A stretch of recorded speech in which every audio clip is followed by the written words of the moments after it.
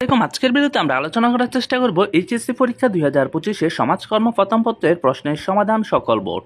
তাই ভিডিওটি না টেনে সম্পূর্ণ দেখতে থাকুন। আর আপনি যদি আমাদের চ্যানেলে নতুন হয়ে থাকেন, এরকম সকল বিষয়ের প্রশ্নের সমাধান এবং সাজেশন সবার আগে পেতে আমাদের চ্যানেলটি অবশ্যই সাবস্ক্রাইব করে রাখবেন। প্রশ্ন নাম্বার 1, সমাজকর্মের মূল্যবোধ হচ্ছে, এখানে হবে 1 ও 2 ব্যক্তি স্বাধীনতা এবং আত্মনিয়ন্ত্রণের অধিকার।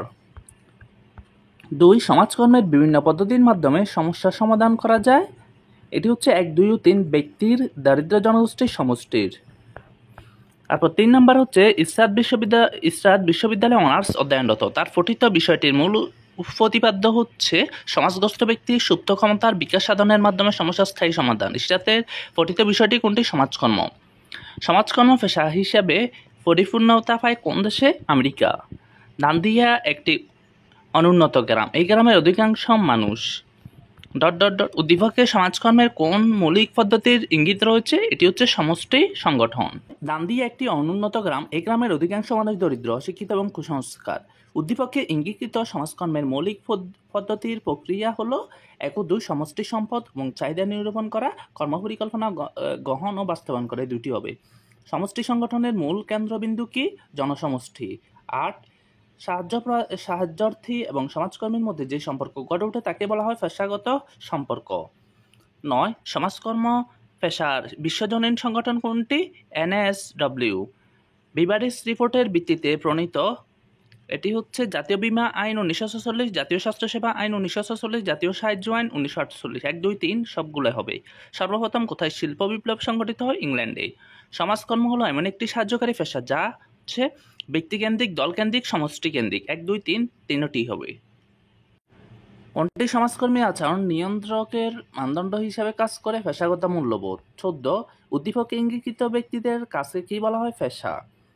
তারপর উদ্দীপকের ইঙ্গিতকৃত ব্যক্তিদের জীবিকা নির্বাহের বৈশিষ্ট্য হলো দক্ষতা ও নৈপুণ্য অর্জন, মূল্যবোধের অনুসরণ, সেবা প্রদান। 1, 2 ও 3।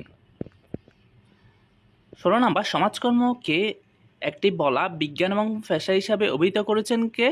স্কিডমোর ও থেকারি। জাকাত বিতরণের খাত কয়টি? এখানে হবে 8টি। হিন্দু বিধবা প্রথা কে চালু করেন? ঈশ্বরচন্দ্র বিদ্যাসাগর। ভারতের উপমহাদেশে ব্রিটিশ শাসনামলে সচেতন মানবদর্শী ব্যক্তিবর্গের চিন্তাভাবনায় একসময় একটা সমাজকর্মমূলক প্রতিষ্ঠান গড়ে তোলা হয়। উদ্দীপকে উল্লেখিত প্রতিষ্ঠানটি সনাতন সমাজকর্মের কোন পদ্ধতির সাথে সংশ্লিষ্ট? ধর্মগোলা। ভারতীয় উপমহাদেশে ব্রিটিশ শাসনামলে সচেতন মানব ঐতিহ্যী ব্যক্তিবর্গের চিন্তাভাবনার সবসময় একটি সমাজকর্মমূলক প্রতিষ্ঠান গড়ে তোলা হয়। এখানে হচ্ছে এর উদ্দেশ্য ছিল বিভিন্ন দুর্যোগ মোকাবেলা এবং অনাহারে মৃত্যু প্রতিরোধ করা। সমাজকল্যাণমুক্ত প্রতিষ্ঠান উদ্ভাবনের কারণ কি হবে? এখানে হবে 1 ও 2। 21 নাম্বার, সমাজকর্ম পদ্ধতি কয়টি? এটি হবে 2টি। বাংলাদেশের নারী জাগরণের অগ্রদূতকে? বেগম রোকেয়া।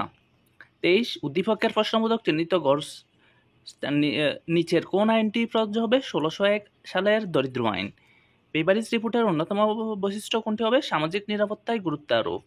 25, 1834 সালের দারিদ্র্য সংস্কার আইনের ইতিবাচক প্রভাব হলো 1, 2 ও 3 হবে।